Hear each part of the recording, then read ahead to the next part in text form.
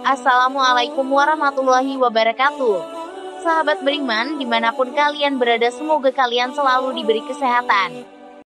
Umat Nabi Muhammad dalam sebuah riwayat dikatakan akan terbagi menjadi 73 golongan dan hanya satu di antaranya yang disebut selamat. Mengapa demikian? Terbaginya umat Islam ke dalam 73 golongan ini termaktub dalam hadits riwayat Imam At-Tirmidzi.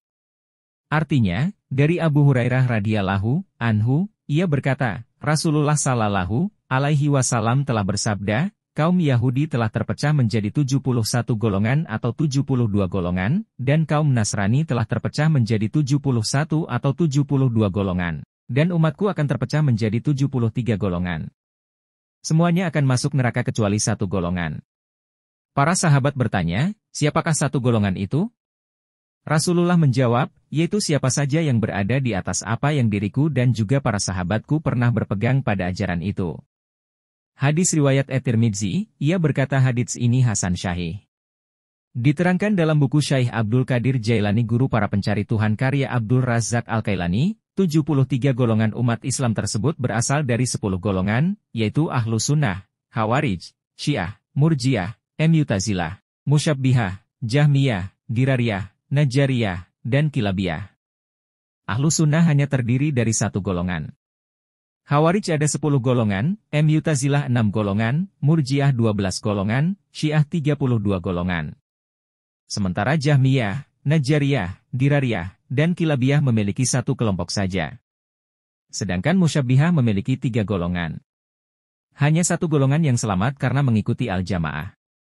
Menurut para ulama, golongan yang dimaksud akan selamat dari neraka pada hadits tersebut ialah golongan Ahlus Sunnah wal Jamaah.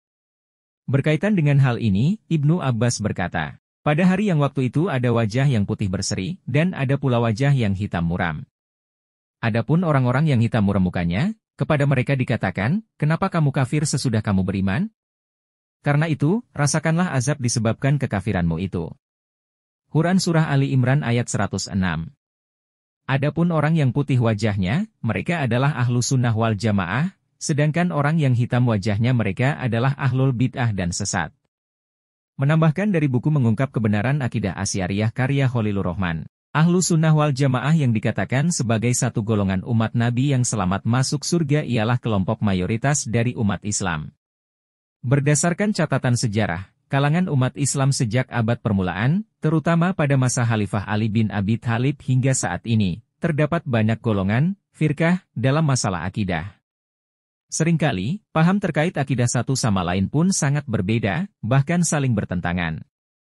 Karenanya, Rasulullah sendiri sebagaimana dalam hadits di atas telah menyebutkan bahwa umatnya ini akan terpecah belah hingga 73 golongan. Semua ini tentunya dengan kehendak Allah, dengan berbagai hikmah terkandung di dalamnya, walaupun kita tidak mengetahui secara pasti akan hikmah-hikmah di balik itu, jelas Khalilur Rahman dalam bukunya.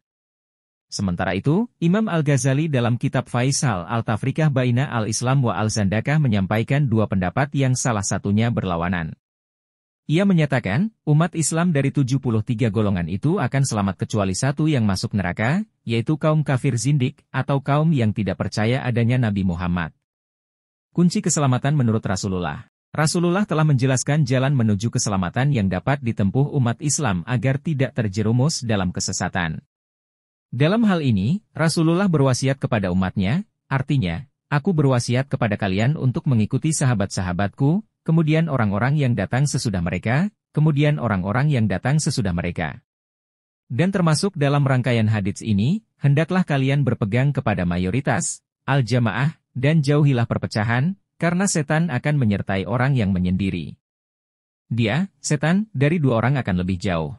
Maka barang siapa menginginkan tempat lapang di surga hendaklah ia berpegang teguh kepada keyakinan, al-jamaah.